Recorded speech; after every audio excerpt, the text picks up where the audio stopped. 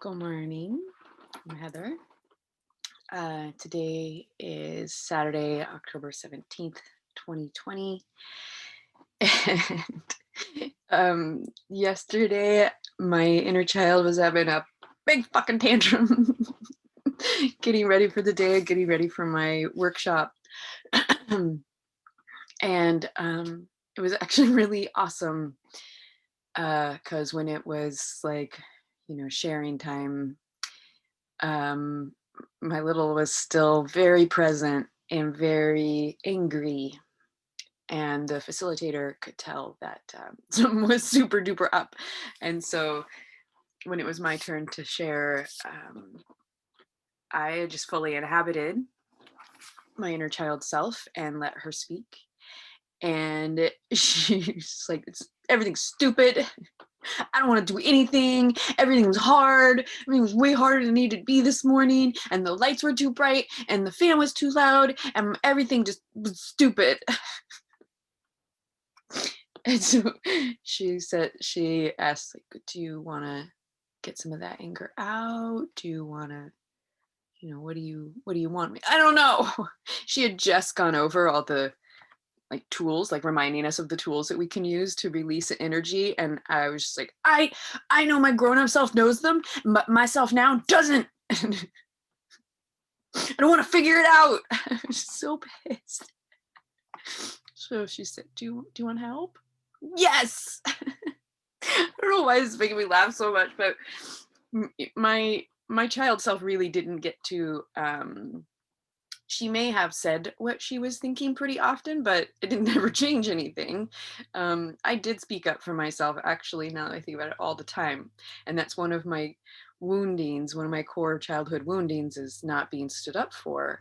And as I think back, I'm like, I stood up for myself all the time, against insane odds, and just got, crushed down an awful lot, but I still kept doing it. Anyway, so that's a part of me that I really want to recapture because there's been aspects of my experience that I have not stood up for myself as an adult. And that's been very painful. So yeah, she's a super badass. And then this morning, I was looking at my memories on my Facebook page, and a year ago, I read one of my stories from these books that I wrote for my daughter about my childhood. And it was the story of my little brother being born, which was a very dramatic experience. He was almost born in the cab of the pickup truck on the way to the hospital. And the other story I told was of me being like publicly humiliated and embarrassed in the middle of a rodeo because I got bucked off my horse in the middle of a rescue race. That was horrifying.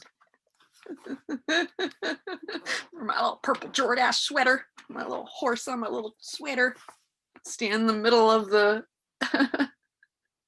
of the rodeo, the entire crowd laughing at me. Yeah, that was awful. She just walked out, got that horse. Anyway, so I have a quote I'd like to share from my happiness planner. Don't ask yourself what the world needs.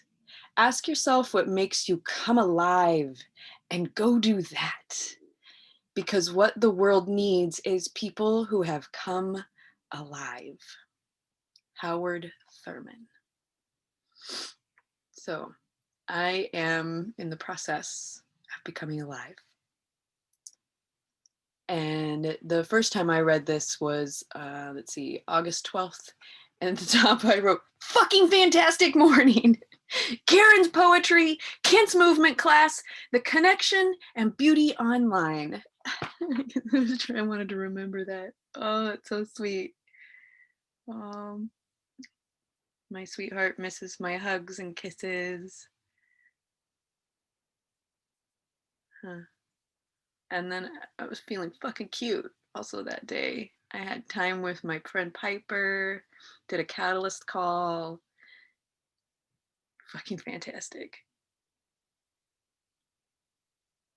Oh, I was still at my mom's. The contrast of the experiences, but before I'd even gotten out of bed, my mom had gone to us, or maybe before I got up, before I fully came upstairs and engaged with my mom when I was staying with her. She'd already been to her sober meeting. She'd baked some bread and she'd made the guts for enchiladas for dinner.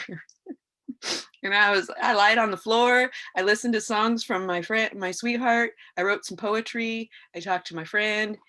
I did some yoga and I smoked some pot. Fucking fantastic morning. All right, it's time for me to get going. 2 more full days of this immersion, and feeling pretty great. Hope you have a fucking fantastic day, because I know I will.